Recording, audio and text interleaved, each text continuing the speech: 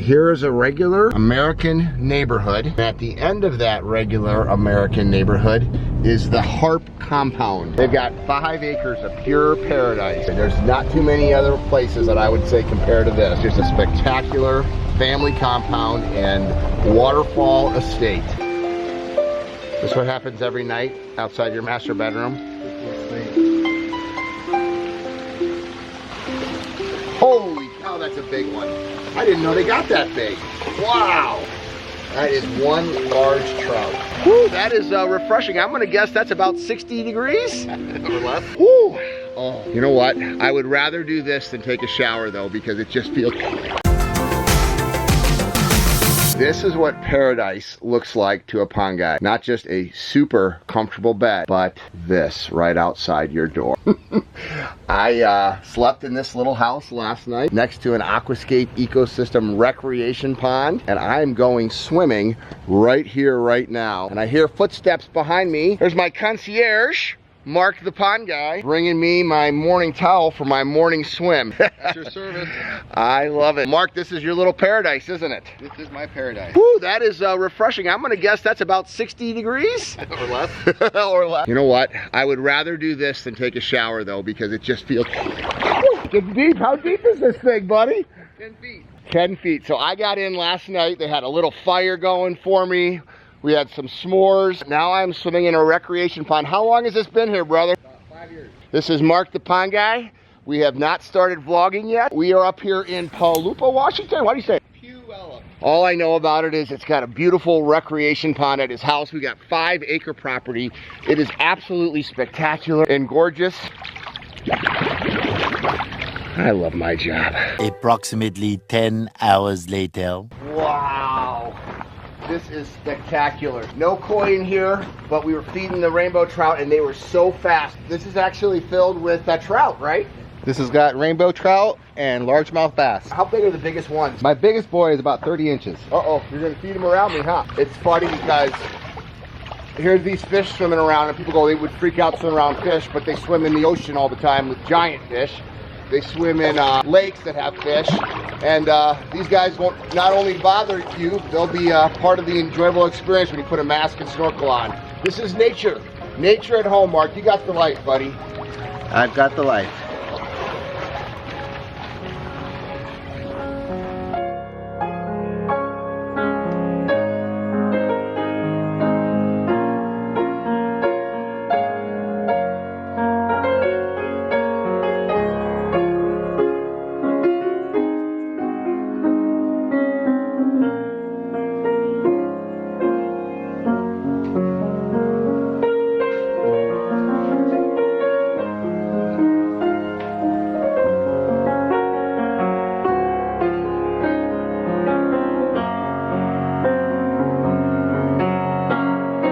Vision, passion, experience. Mark the pond guy, Puyallup, Washington, and this is your compound. This is it. You've lived here for how long? Since 91. Dan, you made many of these water features on here, right? And you've enjoyed many of the water features, right, Heather? Oh, yeah. So a true family operation. And so what do we got here, Pops? So this was actually a build a pond day. We had people come, pay for a seminar. I showed them how to build a waterfall. Customers from your retail store. Yep, this is what people see when they first come in, a little overgrown. This is our first pond. Let's probably... Oh, I never even noticed this. Welcome, Greg, Aquascape Vlogging Tour. I love that. How nice is that? This is just And a little paradise. About 10 years ago, HDTV contacted me, wanted to film me installing a water feature. So we did this little waterfall. 2 days to do this. Because of stopping and going. yep, uh-huh. This is actually one of our packages on our website. Before we had a water feature on the property. The early days when I started building ponds, the kids were little. Dan was 12 and they all went down from there. I came home one day, they had dug a hole, put some garbage bags down, the kids did, and they were so excited to tell me they had built a pond. I looked at it, I'm like, oh, that's cute. The next day, I come home and they're saying, we built another pond. They found a piece of liner that was meant for a job, got rid of the garbage bags, put this liner down. This was the very first pond on the property, built when the kids were little. We're talking 12, 9, 6, and 5. So you led that build, right, Dan? Oh, yeah. It was in the DNA. Yep. The original liner pond. was slightly different, and then we kind of added rocks to it. Right. We couldn't pick up some of the rocks. Because you were so small. Fast forward from when Dan was 12 years old to when he was 16 years old. He said, Dad, I want to build my own, build it on the property. Can I do that? I'm like, you choose the spot, you go for it. He chose this spot right here. Took him 30 hours to build it. Till to this day, every single Moonlight Pond tour, this is people's favorite. They don't even know the story. It actually extends and starts up higher than Yep. first. Okay. Then Aquascape had a build a pond day. That's when Aquascape would go across the nation building these ponds, and they chose my place. In one day, Aquascape and a bunch of contractors in our area built this side of the pond. Well, what I had done was I bought a huge liner because I knew I wanted to extend, and I knew we couldn't do the big pond. So we built this section. Brian built this waterfall. And one thing I love about this waterfall is that back in there, you can hear a gurgling. I did, yes. That was Brian. After the build a pond day, I came in and I built this section. So you added on to the existing pond. Right. Look at how natural everything looks, because it's just not all rock. You have grasses growing over, beautiful little island that he got in there with Japanese maple. You got blooming canna lilies on this side, hostas because it's shade, wood, a solid deck over on that side. So it's the edging that is so important to naturalize a water feature. You don't want to know where the land ends and the water begins. Yep. Sasquatch sits up there every once in a while. Dan, you actually said that you just added this stump, huh? Yeah, we just put that in. Just kind of the creativity you said you wanted to fill in. And then why is the chair up there? For Sasquatch. It really is, okay. You're in Bigfoot country. Yeah, I love it. Bigfoot country. Wow, look at this. Okay, what's the story here? Again, this was just part of the add-on. I wanted a waterfall for my wife to enjoy from the kitchen. I didn't want it just straight out, so I wanted it off to the angle. This was the perfect spot between these two trees. I had to bring in 150 yards of soil to create that mound. Literally, the hill goes down. Wow, okay. So I created that, built this stream connecting the koi pond. She has a perfect view from the kitchen where she spends hours and hours. All right, so you got to tell me this story. I made the mistake of stepping back and putting 1 foot on this lawn. What's the story here there? Before I was the pond guy, Uh-huh. I actually was the lawn guy. Started my business 30 years ago mowing lawns. I would mow 15 lawns a day by myself. Grew the business, started doing landscaping. Where my koi pond was my OCD lawn. So that went. Obsessive compulsive, which is why every line is perfect. So this is still your job to this day. This is my baby. Nobody steps on it except me. What about the bird? There's a bird. It's natural. Humans on the lawn is not natural. You're gonna come home one day and there's gonna be a pond out We're gonna there. have a picnic. My edges, I call those the day spring edge, my own term. I will say that's quite impressive.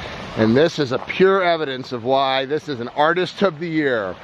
Look at what Dan created to display his artwork. Dan Harp, Mark the Pond Guy 2018 Artist of the Year. Here's a classic example of why Dan is an Artist of the Year, because he can come up with and create stuff like this. Wow. And he even went through and lit it up in there and took actual slate and put it on the inside. So creative. So I used to get in my koi pond, cool off, but I've always wanted a pond big enough I could jump in, swim in. And so, Oh no! Ta-da! ta-da! This is the giant aquascape recreation pond, and that is where I slept last night.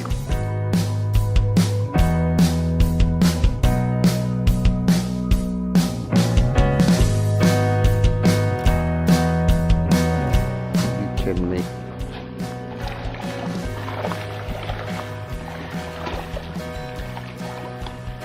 How many trout do you have in here? Oh, at least 75. Wow, There's look a at group how that hangs out fast. here, and a group that hangs around the corner. Fun fact, after I built this, my wife says, wow, that is so cool, you built me an island. You built me my own island. I've always wanted an island. Unbeknownst to me, this water wraps around. This here is actually an island, and I didn't realize. While you were just building it, it just kind of formed a natural island that you didn't even realize. Didn't even realize it. Dan, talk a little bit about the construction of this massive recreation pond that you have. So when the development back in the back here was being, actually you should tell that story. Yeah, go ahead, Pops. I saw them popping out all these rocks, and I just assumed that they would use them in the landscaping. It's 69 acres. They're gonna use these rocks somehow, somewhere. But then I started watching them make this huge pile of rocks and then have to move it. I thought, you know what? I'm gonna go and find out who the general manager is, have a conversation, found that out, brought him over here, showed him my koi pond, told him who I was. This was all woods. I said, you know, someday I want to build a swim pond. It's gonna take a ton of rocks. And I was just curious, you know, what are you guys doing with all of your rocks? He looked at me and says, you want those rocks? I'm like, yeah. He goes, well, we'll bring them to you. The next morning, my wife and I were startled awake early, like 6 a.m. Tremendous sound. I jump out of bed. There's this oversized truck dumping rock on our property. I'm like, wow, are you serious? They dumped and dumped. We're guessing maybe 100 tons of rock. Oh, like 100,000 tons. It's probably like 300,000 tons. There was a pile like 10 feet tall, about 50 feet long of this stuff. Or 100 feet long. Which means your pond got bigger. Yeah. Yeah. And some big ones. I mean, there's got to be some big boys. Look at 10 plus ton boulders. And it's granite. These are granite. That was all great. Now I have free rock. I ran into another problem. Our mini excavator would barely pick up that one. Right. So I found the general manager again and I said, I have a problem. I can't move them. He goes, oh, well, you need a big excavator. I'm like, yeah, I'll tell you what. Every night, we'll make sure my guys fuel it. It's great. We'll bring it to the edge of your property after work. Just keep track of the hours. Okay. I get home that evening and there's a excavator sitting there with the keys in it. I Wow. jump in. I come over here. We had to clear trees and clear the land first. And then we went to town. We just started digging. This was how many years ago? 2005. When we were all done, I kept track of all the hours on a notepad. I took it to the gentleman. I have no idea what we're looking at cost-wise. Really didn't discuss that. He goes, meet me at my house tomorrow night. Okay. Went to his house. He says, you know what? I'd like a waterfall. We can do that. So we built him a beautiful waterfall. He supplied the rocks. Everybody wins. What a great story. He moved, called me back. I said, you know what? We're going to build a second water feature for you, no cost. So you got a lot of rock and he got 2 water features out of the deal. I love it.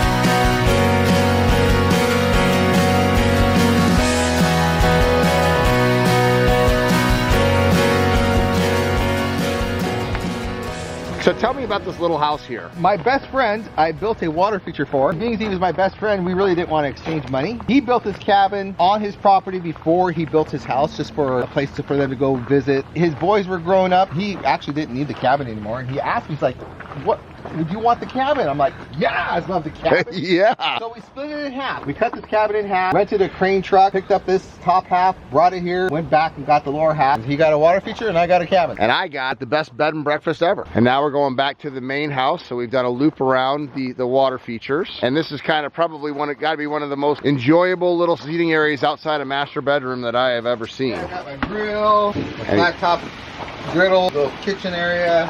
And this is where you could sit, Place. relax at the end of a stressful day. Bedroom. Look at that. Oh my gosh. You got a little paradise, my man. A little slice of heaven. I do.